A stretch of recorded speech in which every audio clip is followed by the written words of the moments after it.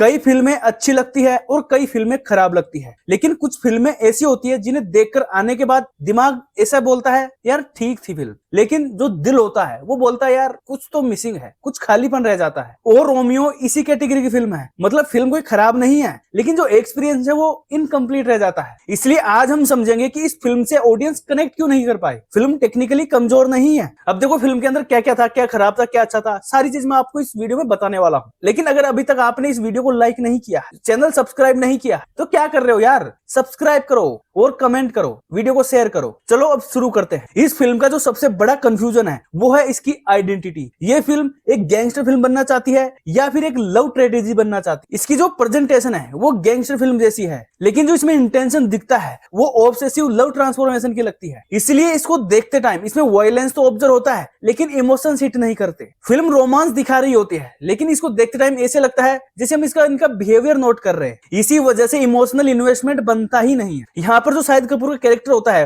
वो 3 फेजेस में चलता है: कंट्रोल, अचेटमेंट और ऑब्सेशन। प्रोग्रेशन में प्रॉब्लम नहीं है, ट्रांजिशन में है। जैसे जैसे फिल्म आगे बढ़ती है वैसे वैसे शाहिद कपूर का जो कैरेक्टर होता है उसमें चेंजेस होते हैं, और जो उसका बिहेवियर स्टेप बाय जो चेंज होता है उसको बिल्कुल भी जस्टिफाई नहीं किया जाता। इसलिए ऑडियंस यहाँ पर इसके कैरेक्टर को नहीं समझती, बल्कि इसको जज करती है। तृप्ति डिमरी नरेटिव ट्रिगर है और कहानी भी उन्हीं से शुरू होती है, लेकिन जो कहानी होती है वो उसको ये अंदर नहीं ले जा पाती। इसी वजह से शाहिद कपूर और तृप्ति डिमरी की जो लव स्टोरी है वो बिल्कुल भी फील नहीं होती। मतलब वो इमोशंस नहीं आते और ये सिर्फ एक इन्फॉर्मेशन बन के हो जाती है। सिर्फ आपको बता दिया जाता है कि हाँ भाई ये दोनों प्यार में है। और जो फिल्म का क्लाइमेक्स होता है उसके अंदर बिल्कुल भी मतलब ऐसा कोई लॉस फील नहीं होता। मतलब ऐसे क्लाइमेक्स देखते टाइम बिल्कुल भी ऐसे नहीं लगता कि भाई इसने कुछ लॉस किया है। इसलिए जो कैरेक्टर के साथ जो बॉन्ड बनना चाहिए ऑडियंस का वो बिल्कुल भी नहीं बन पाता। और अगर हम यहाँ पर विलन की बात करें तो वैसा फिल्म के अंदर होता है ना साउथ की फिल्मों में बड़ा बड़ा इंट्रोडक्शन, मतलब उसका नाम सुनते ही वहां पर जो लोग होते हैं, जो आसपास के लोग होते हैं, भाई वो पेंट में मूत देते हैं। लेकिन उसका जो विजुअली जो अपीयरेंस है उसको देख के एक बार भी नहीं लगता कि भाई ये इतना डेंजर विलन है। एक होता है ना कि शक्ल देखते ही ऑडियंस को भी फील हो यार ये कितना खतरनाक विलन है। उससे डेंजर तो यहाँ पर शाहिद कपूर लग रहे थे, और सबके सब जो विलन था उसी की तारीफें करे जा रहे थे। उसके डर से हाथ पैर हिल रहे थे, क्योंकि उसने पास्ट में ऐसा कुछ कर दिया था जो सुन के सारे किस्से सुना के लोग आज भी डरते हैं। लेकिन जब उसका विजुअल अपीयरेंस आया, मतलब उसको दिखाया, उसको जो भी चीजें होती है उसको देखकर एक बार भी ऐसा नहीं लगा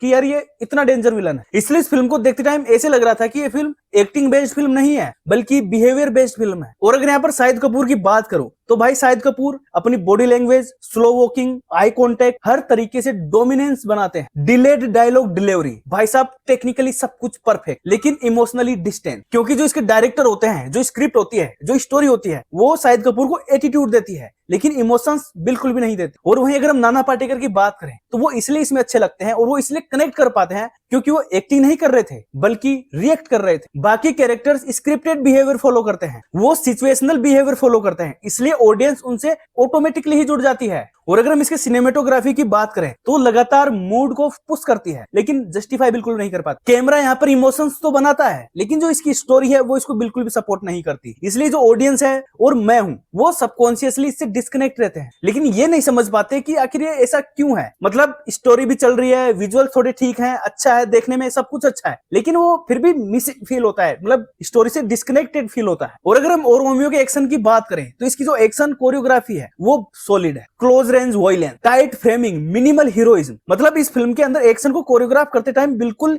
इस चीज का ध्यान रखा गया है कि जितना हो सके उतना एक्शन को ग्राउंडेड और रियलिज्म के आसपास दिखाया जाए। लेकिन ये जितना भी एक्शन होता है इसमें वो बिल्कुल भी टेंशन बिल्ड नहीं करता, समझ रहे हो ना। मतलब सब कुछ सही है, आपको ग्राउंडेड लगता है। ऐसा नहीं है कि शाहिद कपूर यहाँ पर एक लात मार रहा है 10-10 उड़ रहे हैं। ग्राउंडेड है, क्लोज जो फाइटिंग होती है वो सारी चीजें इसमें यूज करी गई है, देखने में अच्छा भी लगता है, लेकिन वो टेंशन बिल्ड नहीं होती कि यार अब इसके साथ कुछ हो जाएगा, वो वाली टेंशन मिसिंग रहती है। और ऐसा इसलिए होता है क्योंकि जो भी फाइटिंग हो रही है, जो भी एक्शन हो रहा है, उसका जो कॉन्सिक्वेंस है वो इमोशनल नहीं है, इसलिए वो जो एक्शन होता है वो इंप्रेसिव लगता है आपको। जो शाहिद कपूर के मूवमेंट है वो देखकर आप बोलोगे वाह, आपको मजा आएगा, बट वो टेंशन नहीं होती कि लड़ क्यों रहा है, समझ रहे हो ना, कि एक इमोशनल उसके पीछे कोई भी कारण नहीं है, इसलिए एक्शन इंप्रेसिव लगता है, डेंजर नहीं लगता। और अगर हम यहाँ पर अगर इमोशंस की बात कर रहे हैं तो इसका जो म्यूजिक है वो इस मूवी के जो इमोशंस है उसको बिल्कुल सपोर्ट करता है। बैकग्राउंड स्कोर सीन्स को मतलब बहुत ज्यादा पावरफुल बना देता है। इस मूवी के अंदर जिस तरीके से कैमरा यूज किया गया है, मतलब जिस तरह के सीन इन्होंने बनाए हैं या शूट किए हैं, अगर उसके अंदर से म्यूजिक हटा दो तो आपको बिल्कुल भी ऐसा नहीं लगेगा कि यहाँ पर कोई इमोशनल चीज हो रही है। समझ रहे हो? मतलब जब म्यूजिक आता है तभी फील होता है कि हाँ अच्छा यहाँ पर इमोशनल होना है। तो म्यूजिक यहाँ पर इस फिल्म के इमोशंस को कंप्लीट सपोर्ट देता है, कंप्लीट बेक करता है। और यही कारण है कि कुछ सीन अच्छे तो लगते हैं लेकिन बाद में याद ही नहीं रहते। जो विजुअल्स हैं और जो म्यूजिक है वो दोनों के दोनों इमोशंस को पुश नहीं करते, सिर्फ जो म्यूजिक है वही इमोशंस को पुश करता है। इसलिए सीन्स देखने में अच्छे लगते हैं लेकिन याद नहीं रहते। और जो इसके सॉन्ग्स होते हैं वो इस मूवी के नैरेटिव को आगे बढ़ाते हैं,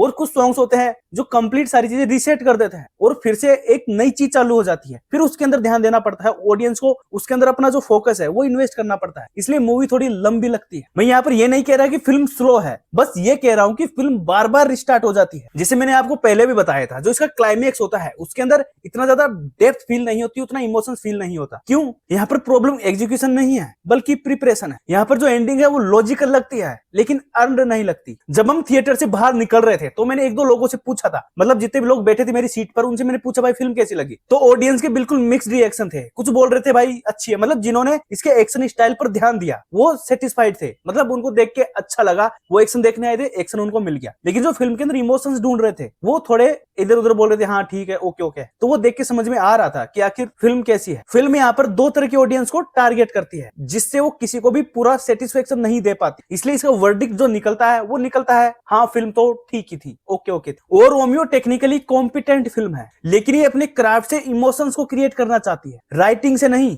जबकि सिनेमा में ये ऑर्डर उल्टा होता है, सबसे पहले इमोशंस आते हैं फिर उसके बाद में इसकी राइटिंग आती है, इसकी स्टाइल आती है। और यहाँ पर स्टाइल पहले है और इमोशंस बाद में, इसलिए ये फिल्म इंप्रेस करती है, इंपैक्ट नहीं डाल पाती। देखो यहाँ पर मैं ये बिल्कुल भी नहीं कह रहा कि ये फिल्म खराब है, लेकिन ये फिल्म आपको अधूरी महसूस हो सकती है। मतलब अगर आप इस फिल्म के कॉन्सेप्ट को देखोगे तो आपको ये देखकर ऐसे लगता है कि भाई ये इस फिल्म के अंदर और इस कॉन्सेप्ट के अंदर कितना ज्यादा पोटेंशियल था। अगर ये अचीव करना चाहते तो ये फिल्म कहां तक जा सकती थी, हो सकता है ये अगली धुरंधर बन सकती थी। लेकिन इस वाली फिल्म में तो इतना ज्यादा कुछ बड़ा लगता नहीं है। अगर ये वीडियो पसंद आए तो भाई वीडियो लाइक कर देना, और अगर चैनल सब्सक्राइब नहीं किया तो क्या कर रहे हो यार, चैनल सब्सक्राइब करो, लाइक करो, सब्सक्राइब करो और कमेंट भी करो। आखिर वीडियो कैसा लगा, इसमें मैंने कुछ चीजें गलत बताई नहीं बताई, या आपको जो भी फीडबैक देना है इस वीडियो के कमेंट बॉक्स में डाल दो। चलो मिलते हैं नई वीडियो में, बाय।